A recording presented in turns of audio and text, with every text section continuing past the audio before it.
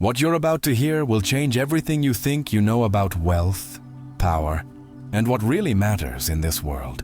This is the story of Joseph Mitchell, a construction empire king worth over $40 million, who thought he had everything figured out until one winter evening in Denver.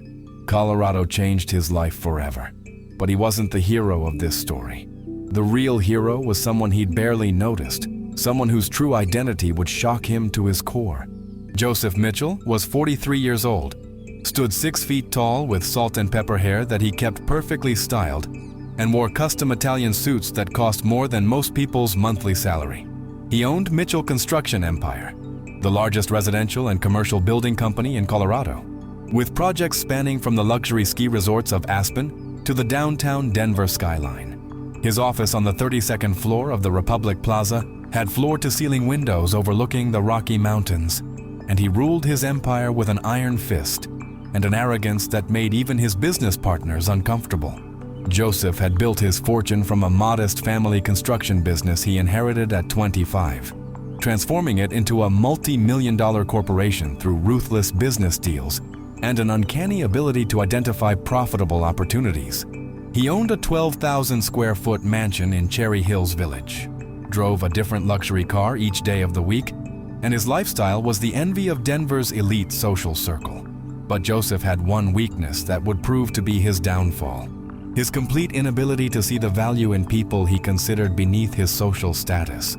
3 years ago, Joseph had married Victoria Sterling, a 38-year-old former model and socialite who had captured his attention at a charity gala in Vail.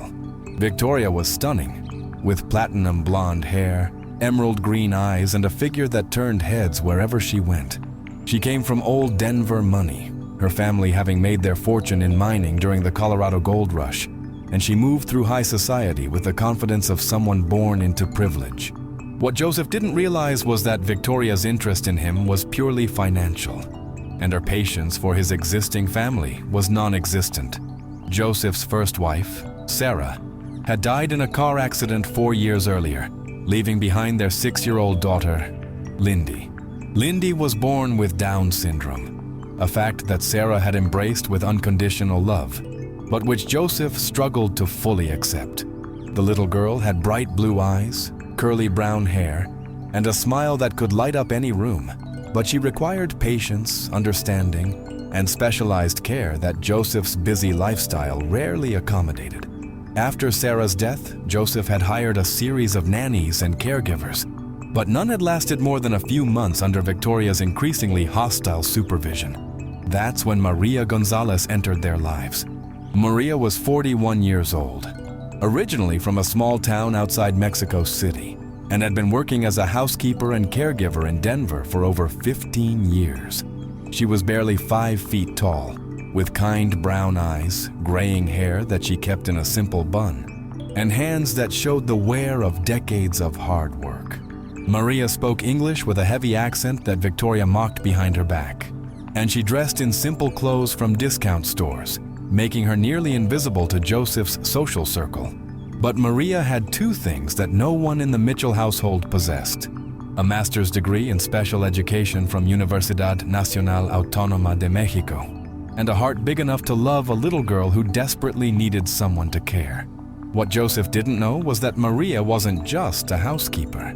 She had been a respected special education teacher in Mexico City, working with children with developmental disabilities for over a decade. She had immigrated to the United States to provide better opportunities for her own 3 children, taking whatever work she could find while she navigated the complex process of getting her credentials recognized in the American education system. The certification process required years of additional coursework, examinations, and practical experience, all while working full-time to support her family. Maria took the position with the Mitchells not just for the steady income, but because she recognized that Lindy needed someone who understood her unique needs and could help her reach her full potential. For 2 years, Maria had watched Victoria's treatment of Lindy escalate from cold indifference to outright cruelty. Victoria saw the little girl as an embarrassment, a reminder of Joseph's previous life that interfered with her vision of their perfect high society marriage. She would make cutting remarks about Lindy's appearance when Joseph wasn't around, refused to include her in family activities, and treated her more like an inconvenient burden than a child who needed love and support. Victoria's friends from the Denver Country Club had made it clear that bringing a child with special needs to their social gatherings was inappropriate, and Victoria had embraced this prejudice as validation for her own feelings. Maria had tried to shield Lindy from the worst of Victoria's behavior, but it was becoming increasingly difficult. She would find Lindy crying in her room after Victoria had yelled at her for being too slow getting ready for school, or had forbidden her from participating in family dinner conversations. Maria had attempted to speak with Joseph about the situation several times, but he was always rushing off to another business meeting, another development project, another opportunity to expand his empire. He seemed to view Lindy's care as women's work, something to be handled by the household staff, while he focused on what he considered the more important business of making money.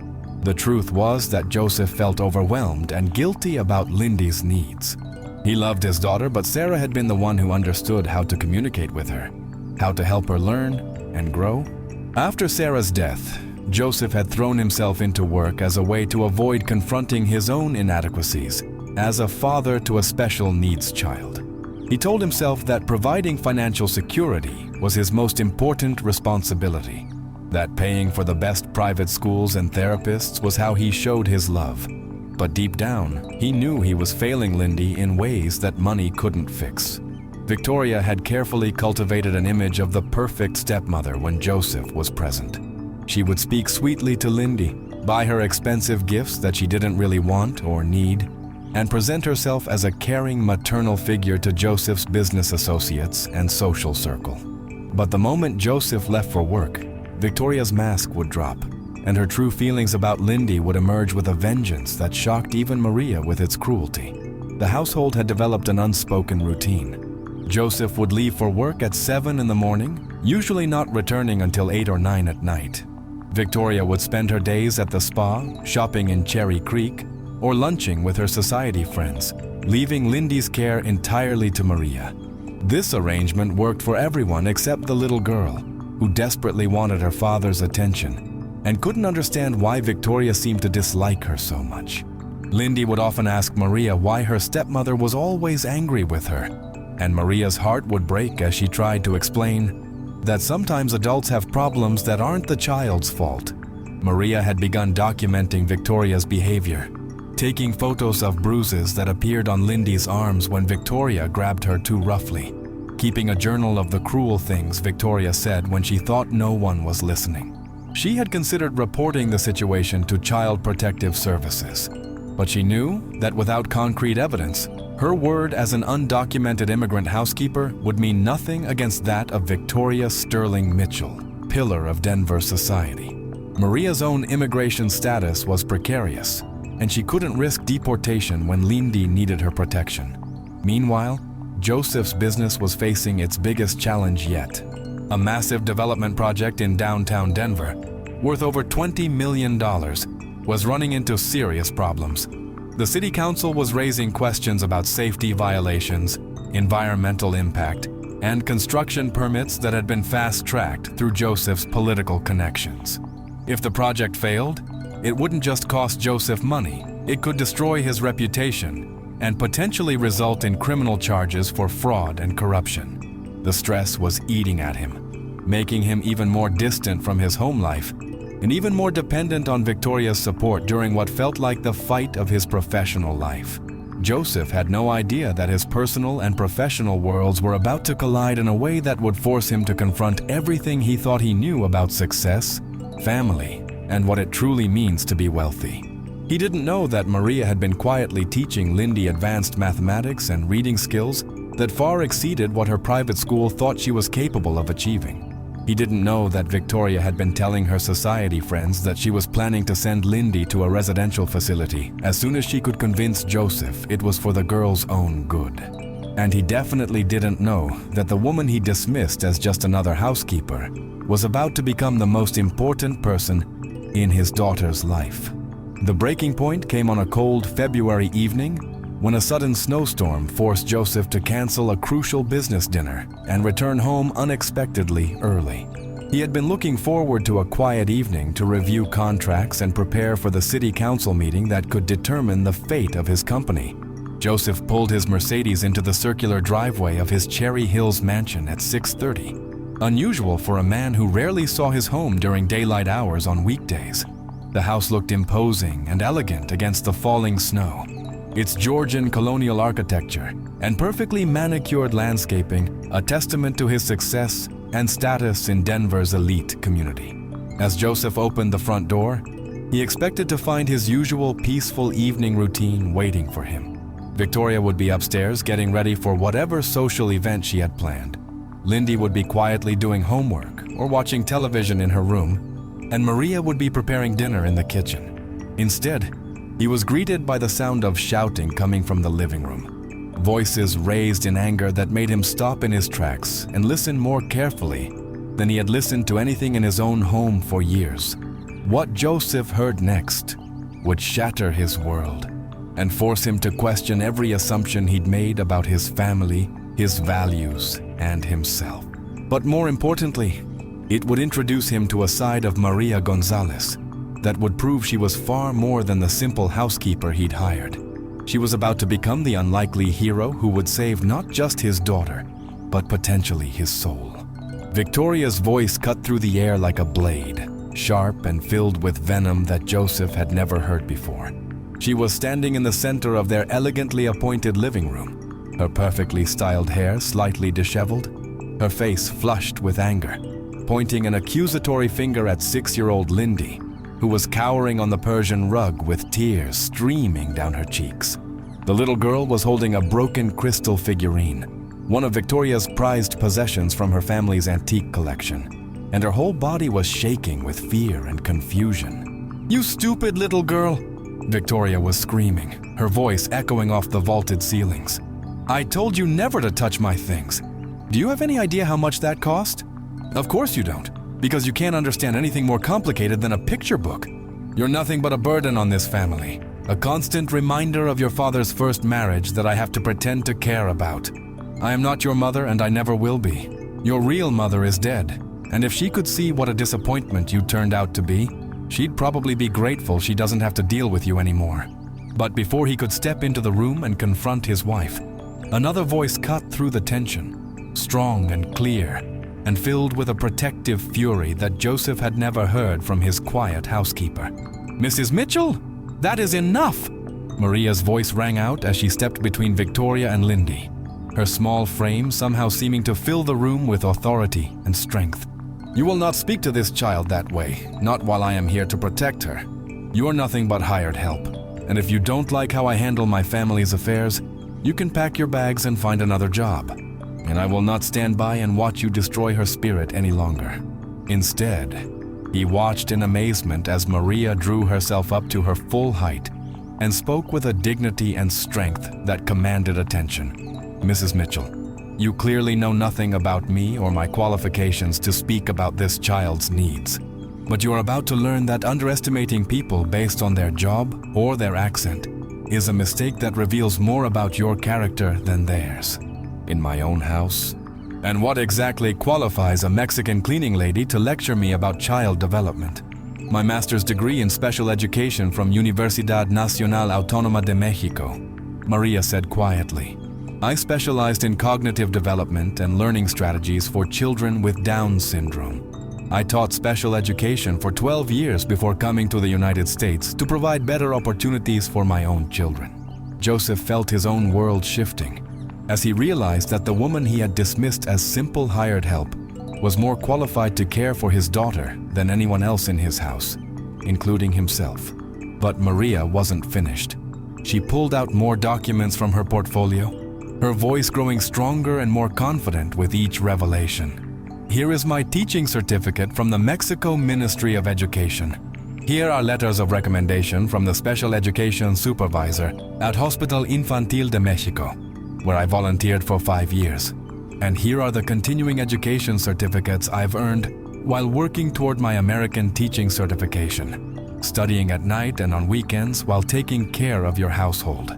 I am a housekeeper because the process of getting my credentials recognized in this country takes years and costs thousands of dollars that I'm earning by working jobs like this one, Maria explained patiently. But that doesn't change who I am or what I know about helping children like Lindy reach their full potential. Both women turned toward him, Victoria with relief and desperation, Maria with calm resolve. Lindy looked up at her father with hope and fear warring in her blue eyes. "Daddy!" Lindy ran to Joseph, wrapping her small arms around his legs. "I didn't mean to break Mama Victoria's pretty thing. I was just trying to help make it clean." He saw the tears on her cheeks, the fear in her eyes, but also the intelligence and love that Maria had been nurturing while he'd been too busy building his empire to notice. "It's okay, sweetheart," he said softly. "Accidents happen. Are you hurt? I think it's time we found a new housekeeper who understands her proper role in this household." About how she's been treating Lindy? Maria is clearly trying to cause trouble because she knows I've been planning to recommend we find someone more suitable for Lindy's needs. She accused me of abusing Lindy, which is completely ridiculous. Maria took a deep breath, clearly knowing that what she said next would change everything for everyone in the room. "Mr. Mitchell," Maria began carefully, "I have been documenting concerning behaviors and statements for several months.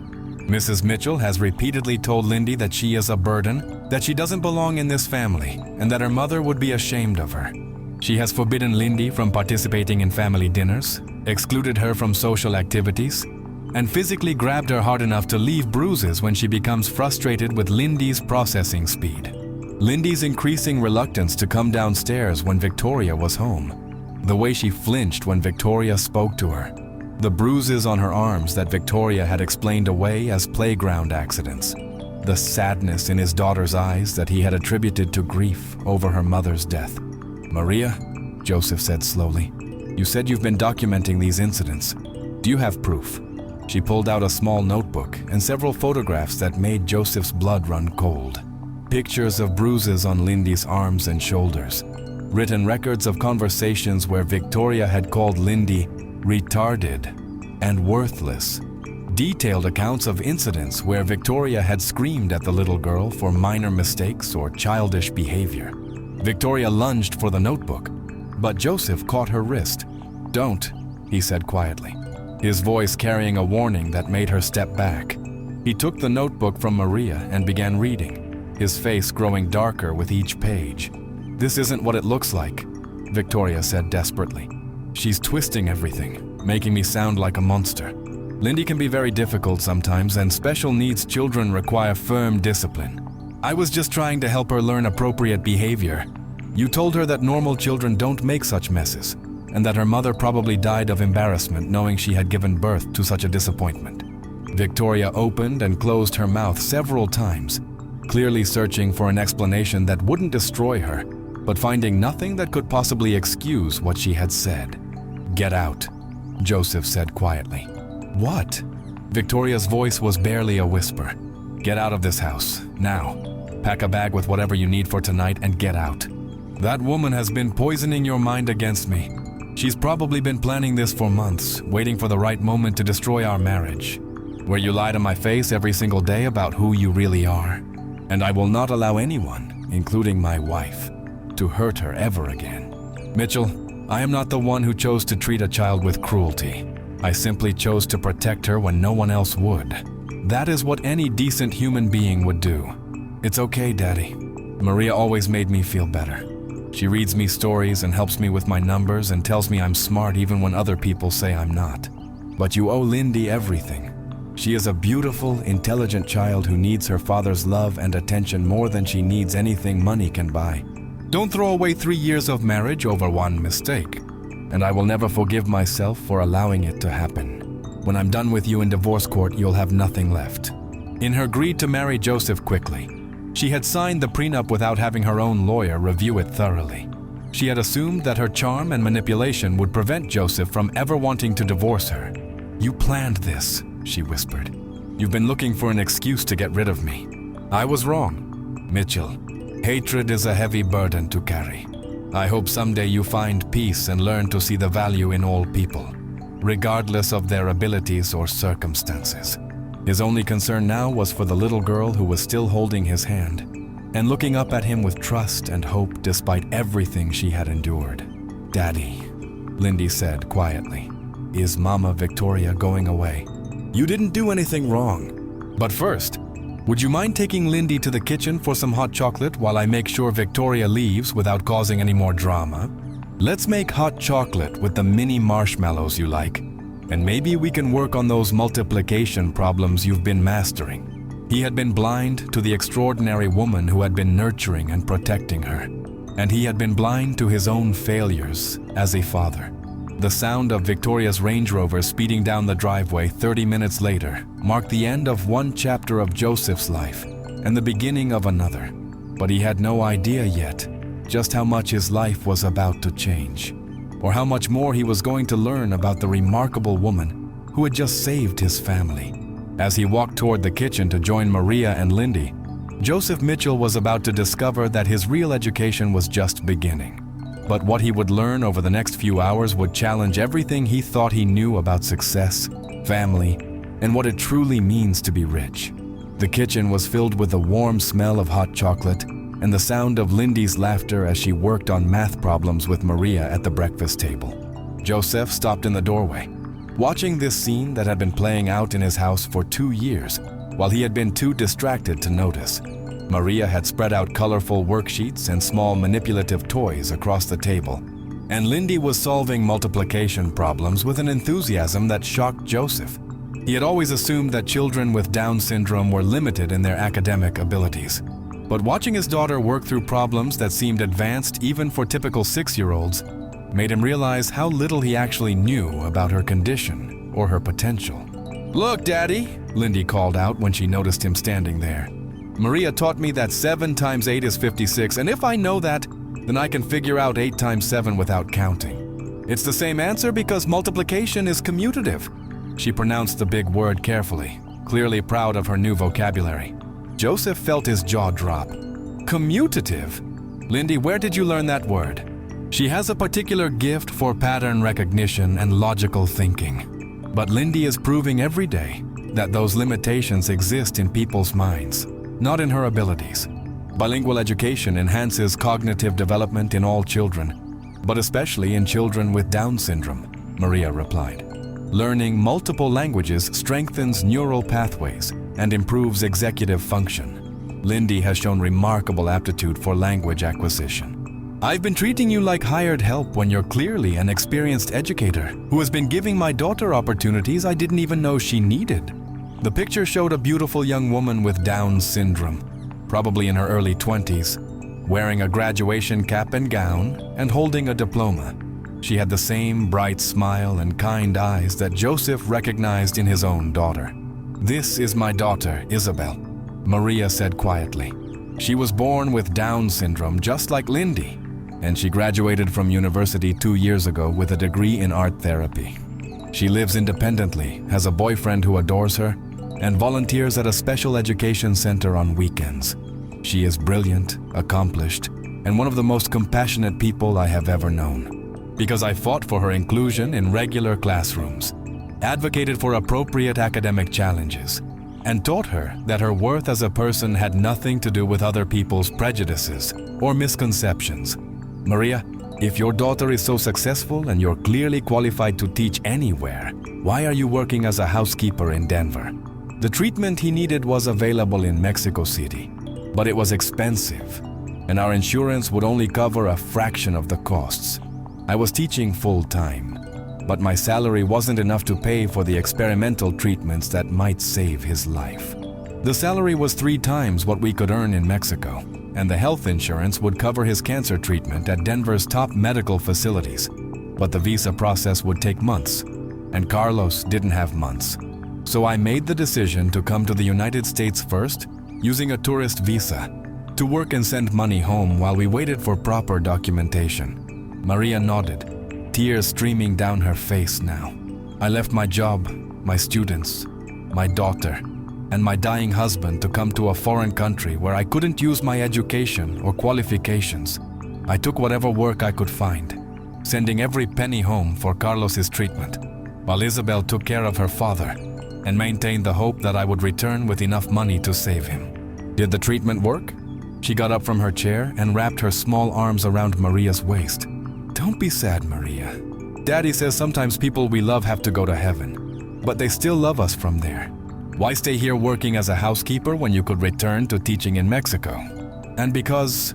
She hesitated, looking at Lindy with obvious affection. Because I had found another little girl with Down syndrome, who needed someone to believe in her potential the way I had believed in Isabel's. I stayed because I couldn't bear the thought of leaving her to struggle the way so many children with Down syndrome struggle, when they don't have proper support and advocacy. I stayed because I saw in her the same bright intelligence and loving spirit that I see in my own daughter. And I stayed because I knew that if I could help just one more child reach her full potential, maybe Carlos's death and my sacrifice would have some meaning. Maria, you've been sending money to Isabel all this time? I share a small apartment with 3 other women in Aurora. I buy my clothes at thrift stores and eat mostly rice and beans. But Isabel is getting the education she deserves. And Lindy is learning that she can achieve anything she sets her mind to. That makes every sacrifice worthwhile. Here was a woman who had given up everything to help his daughter, while he had been so focused on building his business empire that he had failed to notice his child was being abused by his own wife. Mr. Mitchell? Maria asked, concerned by his sudden movement. Are you all right? If you had the resources and legal status to do anything you wanted, what would you choose? I would want to bring Isabel to the United States so she could pursue her master's degree at a top university here. I would want to help other families understand that children with Down syndrome are capable of achieving far more than society expects. She paused, then added quietly, and I would want to continue working with Lindy, because she has become like a second daughter to me. What if I told you that I could make all of that happen? I'm one of the largest developers in Colorado. I build schools, hospitals, community centers. I have lawyers who specialize in immigration law. I have political connections throughout the state. And I have resources that could change your life and Isabel's life forever. I'm saying that I owe you more than I could ever repay, but I'd like to try. And I'm saying that maybe it's time for me to use my wealth and influence for something more meaningful than just making more money. For a moment, he considered ignoring the call. But then he realized that this crisis might actually present an unexpected opportunity. I need to take this, he told Maria. But don't go anywhere. We have a lot more to discuss.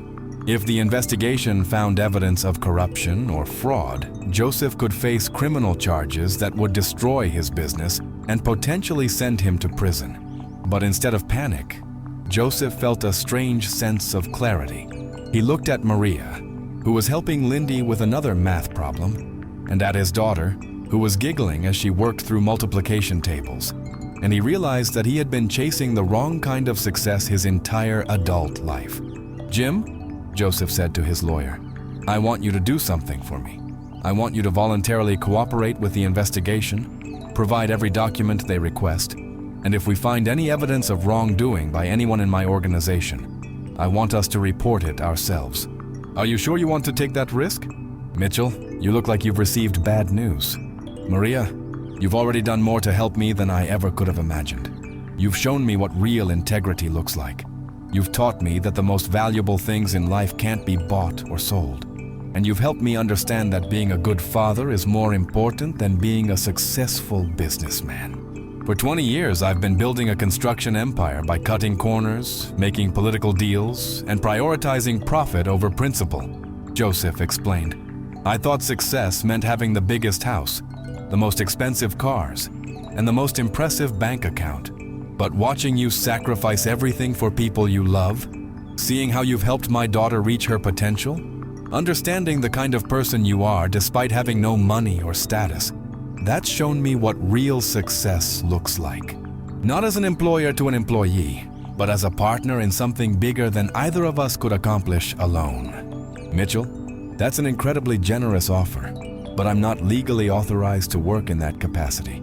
And starting a school requires credentials and certifications that would take years to obtain. I can provide the funding for you to complete whatever additional training you need. And while we're working on all of that, I can hire you as a private educational consultant for Lindy and any other families who need your expertise. because it's forcing me to realize that I've been measuring my worth by the wrong standards my entire life. Would you like Maria to be your teacher all the time? And would you like to meet Isabel? I'll pay for her flight, her visa expenses, whatever it takes. And I want to offer her a full scholarship to complete her master's degree at the University of Denver, plus a guaranteed position at our school when she graduates. I know that you saved my daughter from abuse and helped her discover her potential.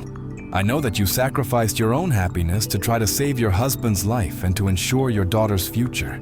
I know that you've been protecting and educating Lindy while I was too selfish and blind to see what was happening in my own home. Maria, for 20 years I've been trying to build something that would last, something that would make a difference in the world. But I've been building it with money and power instead of with love and principle. You've shown me that the only things that really last are the lives we touch and the love we share.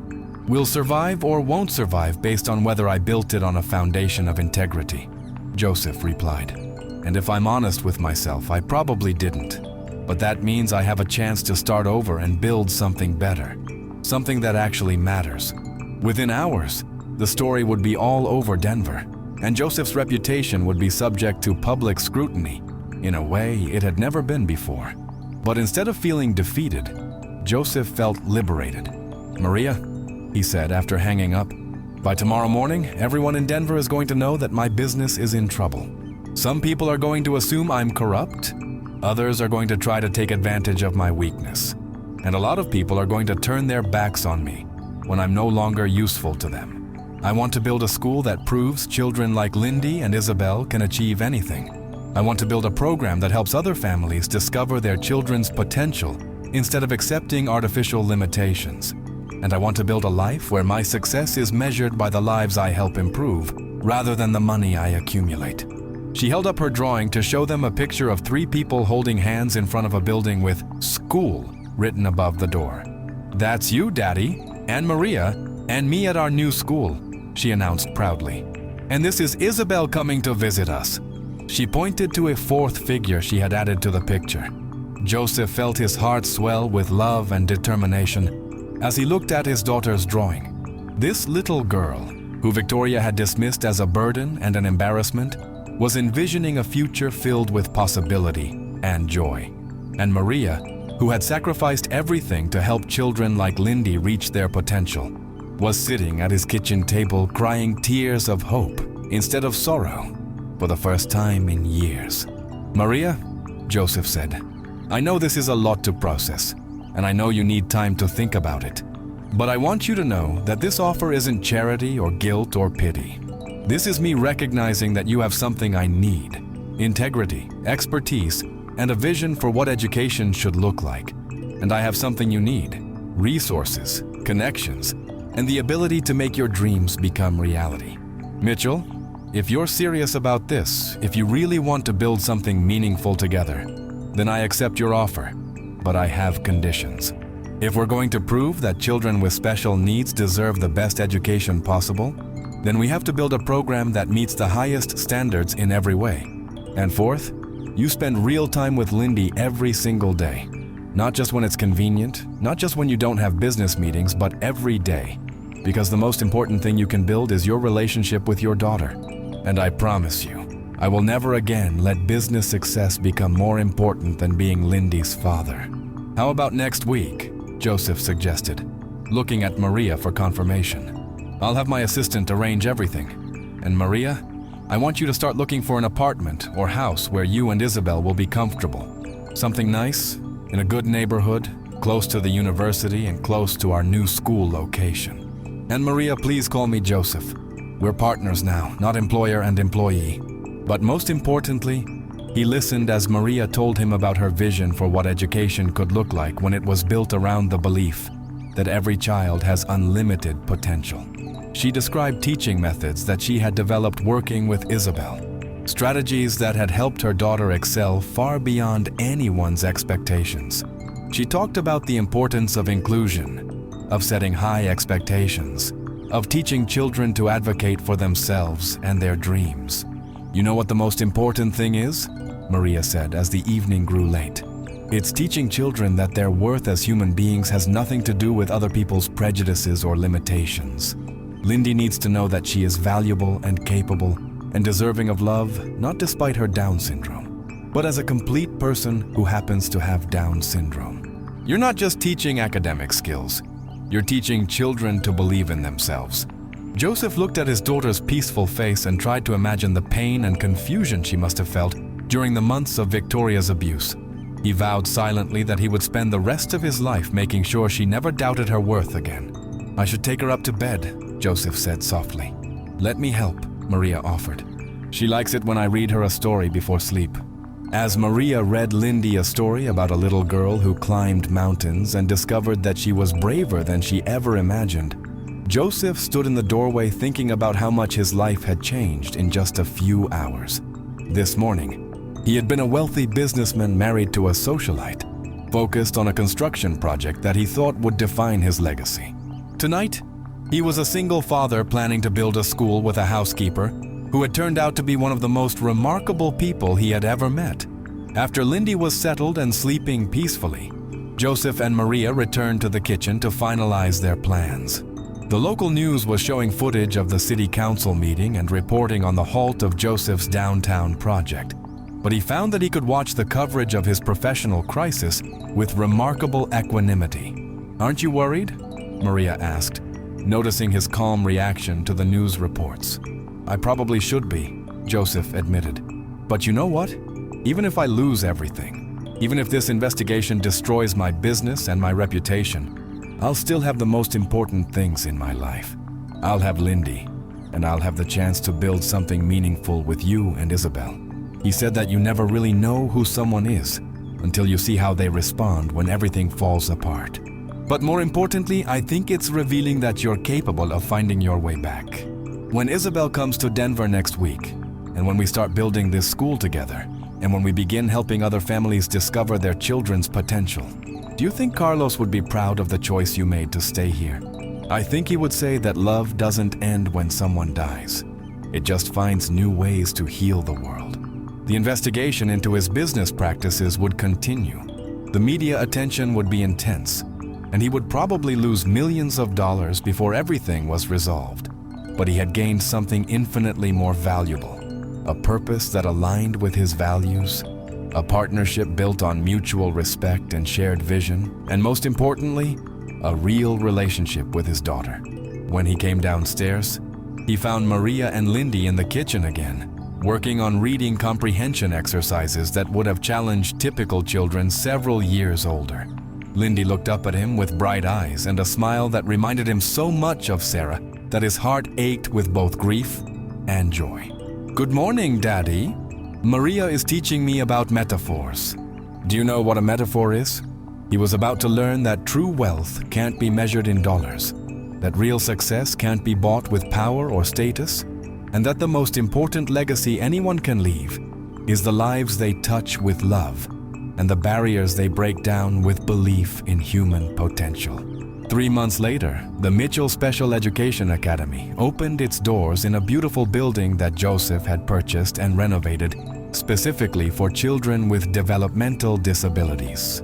Maria served as the director, with credentials that had been fast-tracked through the state certification process with the help of Joseph's legal team and education consultants.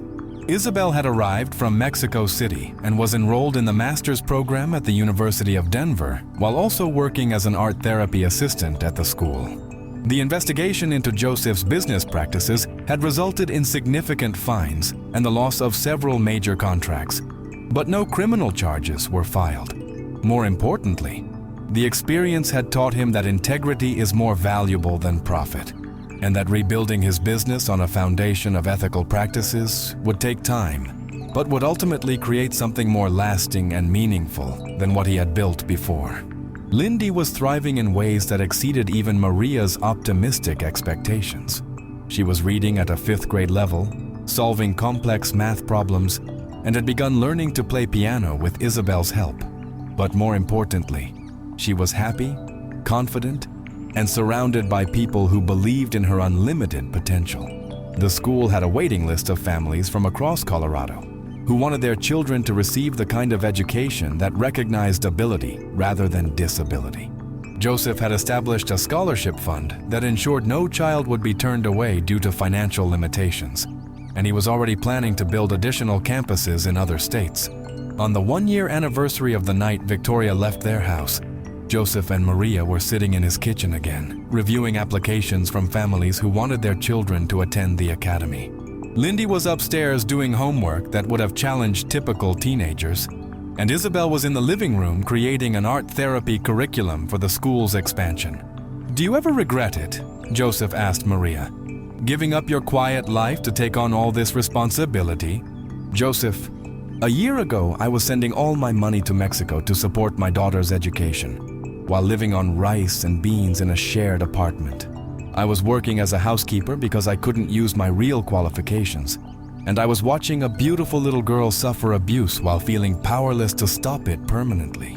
Now Isabel and I are together, working toward our shared dream of helping children reach their potential. Lindy is flourishing in ways I always knew she could, and we're building something that will help thousands of families for generations to come. How could I possibly regret that? I regret that it took a crisis to make me see what was really important. I regret that I was so focused on building wealth that I almost missed the chance to build a life worth living. That's something to celebrate. It made me think that maybe someday I could climb a mountain too. I think you're already climbing mountains every single day, and Maria and Isabel and I will be here to cheer you on every step of the way. Maria, do you think my mommy in heaven is proud of how high I'm climbing?" He thought about Carlos, whose death had brought Maria to their family and ultimately saved them all. He thought about the investigation that had cost him millions of dollars, but it forced him to rebuild his life on the foundation of what truly mattered. Most of all, he thought about the little girl in his arms who had taught him that the greatest wealth in the world is the love we share, the lives we touch, and the barriers we break down for those who come after us. "You know what, Maria?" Joseph said as Lindy snuggled against his chest. "I think we're all millionaires now. We're just measuring our wealth by the right currency." If this story touched your heart, please subscribe to our channel and hit the notification bell for more inspiring stories about love, family, and the power of believing in human potential. Share this story with someone who needs to be reminded that every person has unlimited worth and that the greatest transformations often come from the most unexpected places.